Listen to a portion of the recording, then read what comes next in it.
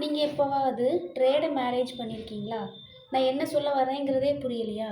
Video ஃபுல்லாக பாருங்கள், நான் என்ன சொல்ல வரேன் அப்படிங்கிறது புரியும்.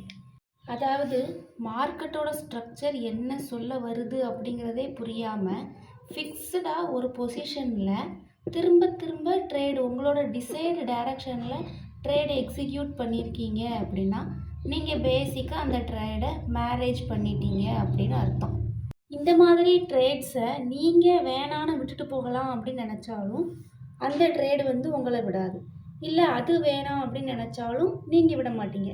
இந்த மாதிரி விஷயங்கள் ஃபேமிலிக்கு வேணால் செட் ஆகலாம், ட்ரேடிங்க்கு செட் ஆகாது. ட்ரேடிங்க்கு ஒரு விஷயம் செட் ஆகலை அப்படின்னா என்ன நடக்கும்? உங்களோட கேபிட்டல் ஃபுல்லாகவே வாஷ் அவுட் ஆகும். அப்போ நீங்கள் என்ன பண்ணணும் அப்படின்னா நியூட்ரல் மைண்டோட ட்ரேட் பண்ணணும். நியூட்ரல் மைண்டு தான் உங்களுக்கு அபாரமாக ஹெல்ப் பண்ணும். ஏன்னா எப்போ வேணால் என்ன வேணால் நடக்கலாம். நீங்கள் ஜஸ்ட் மார்க்கெட்டோட ஸ்ட்ரக்சரை ஃபாலோ பண்ணி மார்க்கெட்டோட ஃப்ளோ எப்படி இருக்குது அப்படிங்கிறத அப்சர்வ் பண்ணால் போதும்.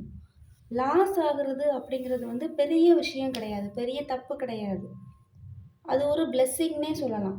அங்கே என்ன பெரிய விஷயமா இருக்கும் அப்படின்னா நீங்கள் எவ்வளோ குயிக்காக லாஸ் அந்த மார்க்கெட்டில் இருந்து ரீஅனலைஸ் பண்ணுறீங்க அப்படிங்கிறது தான்.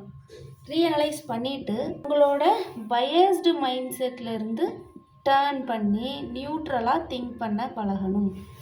அப்போ தான் உங்களால் மார்க்கெட் அதாவது ட்ரேடிங்கில் ஹையர் பிளேசஸ்க்கு போக முடியும். உங்களுக்கு ஒரு கொஸ்டின்ஸ், நீங்கள் ட்ரேடு